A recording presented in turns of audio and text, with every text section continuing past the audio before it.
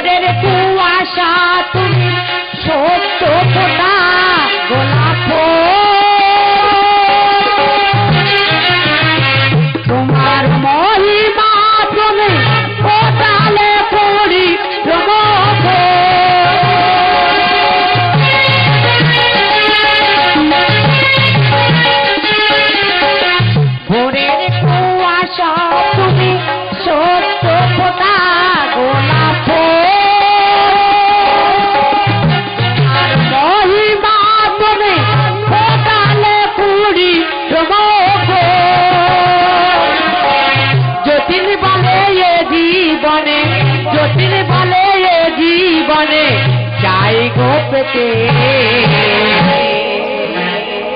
বন্ধু বলো, এসেছি তোমার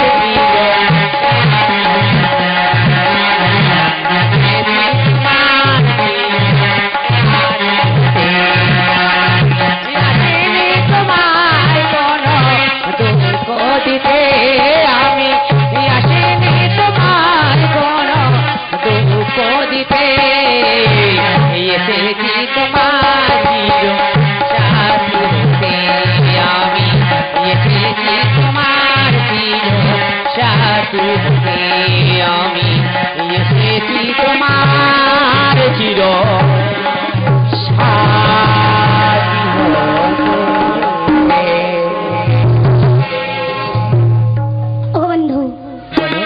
সুন্দরীকে একটা পুতুল কিনে দাও, আমি সেই পুতুল নিয়ে আর মায়ের দেখাবো। তবে তোমাকে একটা পুতুল দেব, ওই পুতুল দেওয়ার আগে না এই নয়া বাজার আমি তোমাকে গন্ধর্ব মাতে বিবাহ করতে চাই। হ্যাঁ, আর এই বিবাহ হবে আমাদের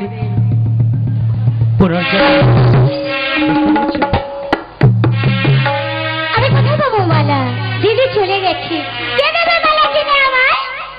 তার জন্য আমার গলার মালা আছে না, আমার এই গলার মালা দিয়ে আমি তোমাকে বিবাহ করতে চাই। তাহলে আমি তোমার গলে পরিয়ে দেব। ওকে পরিয়ে দিলাম তোমার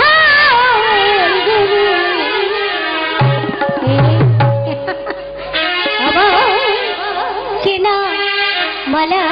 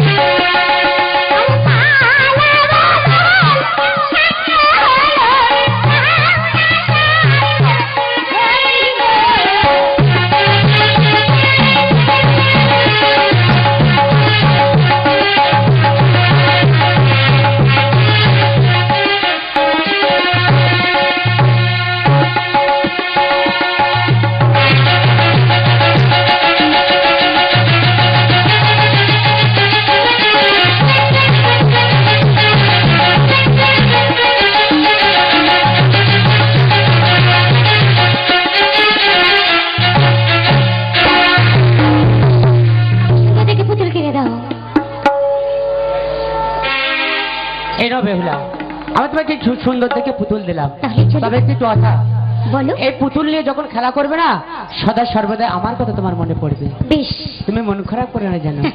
তাহলে আবার দেখা হবে আমাদের। এলে আমাদের সঙ্গে করে একসঙ্গেই চলে যাই, চলো আসি।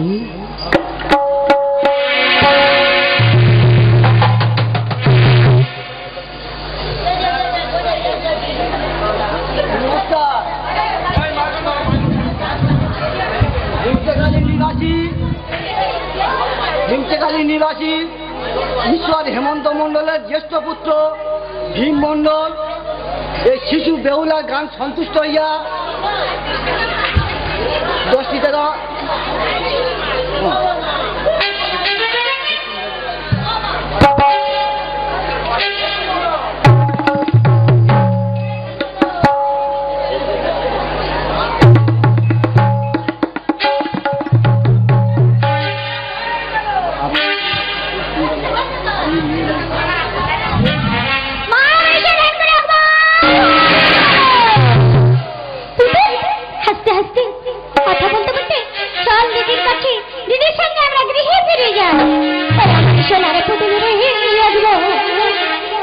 কথা বল না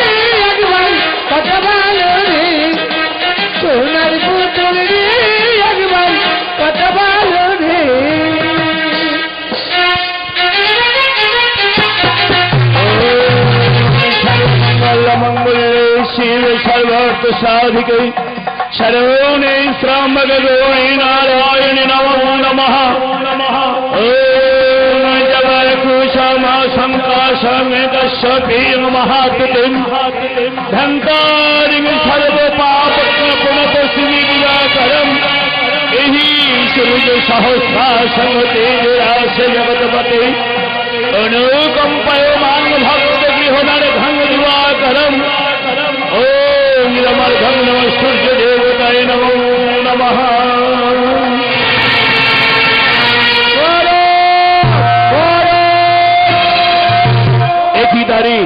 এমন ছুটতে ছুটতে কেন আসছো? কি হয়েছে তোমায়?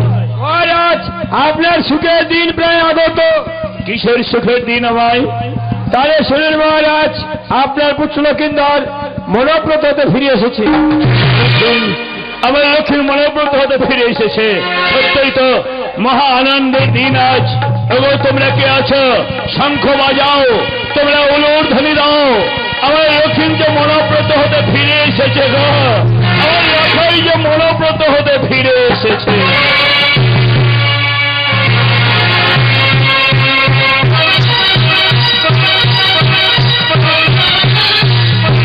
সত্যই তো পুত্র লক্ষ্মী নামে মনোব্রত হতে ফিরে এসেছে। আজ মহা আনন্দের দিন আমায়। লক্ষ্মী যখন মনোব্রত হতে ফিরে এসেছে, আর কেন আসছে কোনো এক শুভ দিন দেখে পুত্র লক্ষ্মীদেরকে আমি বিবাহ দেব। কিন্তু তার আগে ওই চিত্রকূটের সাঁওতালি পর্বতে লৌহ বাসর নির্মাণ করিয়ে নেব। যে লৌহ বাসরে আমার পুত্র লক্ষ্মী বাসর সজ্জা করবে, আর সেই বাসর নির্মাণ করবে বিশ্বকর্মা ঠাকুর। এখন বিশ্বকর্মা ঠাকুরকে আমায় নিকটে পাঠিয়ে দাও। মহারাজ নমস্কার নমস্কার নমস্কার। বিশ্বকর্মা ঠাকুর মহারাজ পুত্র লক্ষ্মীদেরকে বিবাহ দিতে চায়, এটা বলে আনন্দের প্রস্তাব। সেই জন্য চিত্রকূটের এক প্রান্তে সুন্দরভাবে লৌহ বাসর নির্মাণ করবে। না মহারাজ, তুমি পারবো না। কেন? এতদিন আপনার কথা আমরা অক্ষরে অক্ষরে পালন করে এসেছি, কিন্তু এই কঠিন কাজ আমি করতে পারবো। এ কাজ যে আপনার করতেই হবে। মহারাজ মনে বড় ভয়, মনে বড় সংকোচ। সংকট কিসের ভয় আপনার? তাহলে শুনবেন মহারাজ। বলুন কি তাহলে হয়েছে? শুনুন মহারাজ। গোটালে সওদাগর কেমন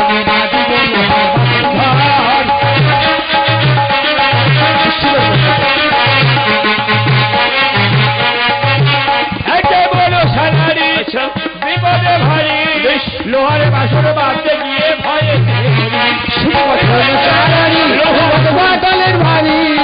লোহারে বাসরে বাঁধতে গিয়ে প্রাণীতে মরি। লোহারে বাসরে বাঁধতে গিয়ে ভয়েতে মরি। লোহারে বাসরে বাঁধতে গিয়ে প্রাণীতে মরি। মনে ভাবি বলো হর বাসরে ঘর মনে ভাবি বলো লোহার বাসর ঘর মনে ভাবি বলো হর বাসরে ঘর বলো দায় বদলে সওদাগর হে দায় বদলে সওদাগর কেমন করে বাঁধবো লোহার বাসর ঘর। আপনার কারুকার্য আমায় যে মুগ্ধ করেছে। আমি মনস্থির করেছি নিখুঁত বাসরটি আপনি নিজেই নির্মাণ করে দেবেন। বেশ মহারাজ। আর আপনি কিন্তু করবেন না, চিত্তপুরের এলাকা প্রান্তে সুন্দরভাবে একটি লৌহ বাসর নির্মাণ করে দিন। তাই হবে মহারাজ। তবে বাসরটি কেমন নির্মাণ হবে বলেন মহারাজ। সেটা আপনি শুনে যান। বাসরের সমস্ত স্থানই লৌহ দিয়ে নির্মাণ হবে। বাসরে একটি মাত্র দরজা হবে। বাসরের সিরজা আসনে আমার আরাধ্য দেবতা শিব শম্ভুর নাম আর চিত্রটি অঙ্কিত হবে। একে একে সমস্ত দেব আর দেবীর নাম অঙ্কিত হবে ওই বাসরের মাঝে। বাসরের মধ্যবর্তী স্থানে স্বর্ণ পালঙ্ক পুষ্প দ্বারা সুসজ্জিত করা থাকবে। বাসর অন্তে উপরিভাগে চাঁদা মুশাই দ্বারা আচ্ছাদন করা থাকবে।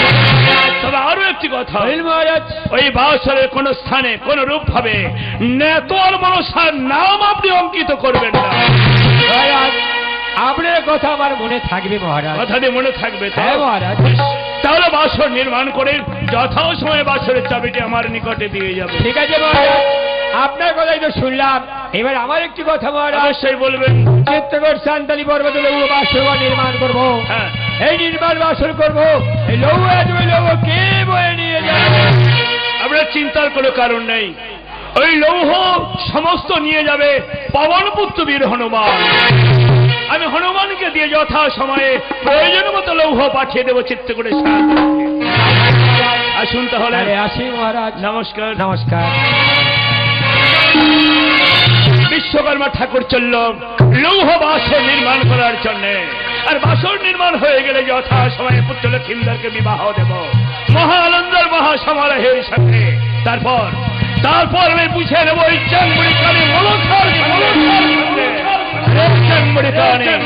আমি আগে বলেছি, এখনো বলছি, যে হস্তে পুজে আছি দেব সুলভানি সেই হস্তে নাই মনের কাজ।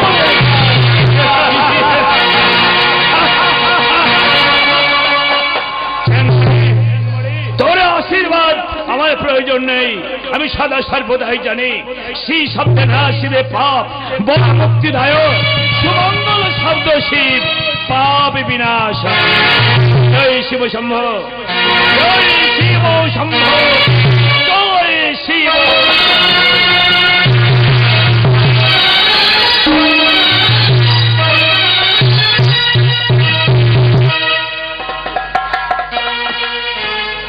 এখন আমি কি করি? আমরা যে রাজ্যে বাস করছি সেই রাজার কথা তো আমাদের শুনতেই হবে, কিন্তু আমি একা পারবো না। এই চিত্তগড় সান্তালি পর্বত করে প্রকাণ্ড হয়ে বাসে ঘর আমার একা তো সম্ভব নয়। আমার পুত্র 42 কর্মা আছে, সে মস্ত বড় পাগল, কোথায় ঘোরে তাও আমি কিছুই জানি না। আচ্ছা একবার আমি ডেকে দেখি সাকে সারা মেলে কিনা। বাবা 42 কর্মা, জয় বাবা। আমি চাইলাম যারে ভাবে পাইলাম না তারে, চাইলাম যারে ভাবে পাইলাম না তারে, সে করে ও মেরে ঘরে সে এখন বাস করে ও ঘরে আমি চাইলাম যারে বাবু চাইলাম না তারে চাইলাম যারে বাবু চাইলাম না তারে সে এখন বাস করে অনেক ঘরে সে এখন বাস করে অনেক ঘরে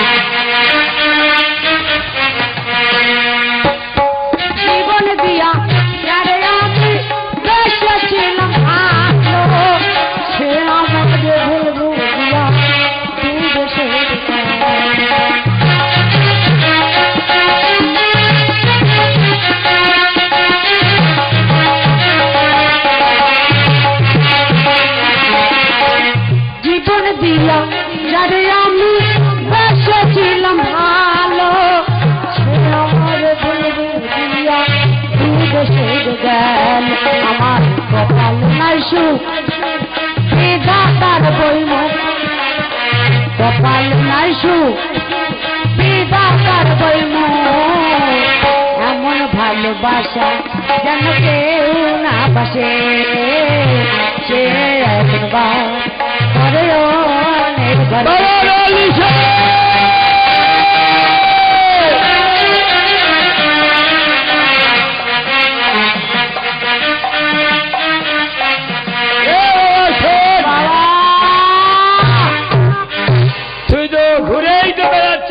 সংসারে কোনো খবর রেখেছিস?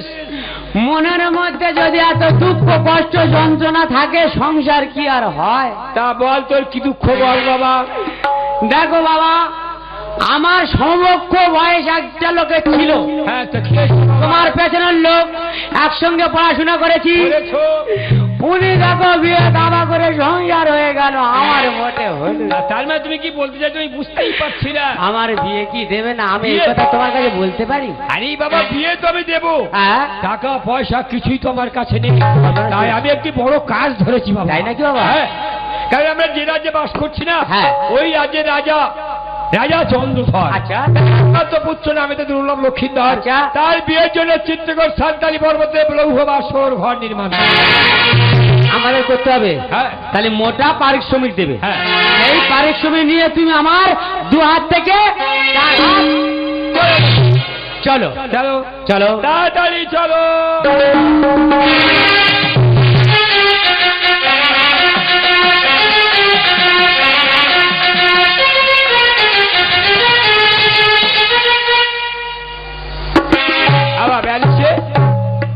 আর আমাদের যেতে হবে না, এসে গেছি। এই তো এইটা, এই যে উঁচু উঁচু পাহাড় পর্বত দেখতে পাচ্ছ না, তো বিশাল উঁচু, ওই বিশাল উঁচুর উপরে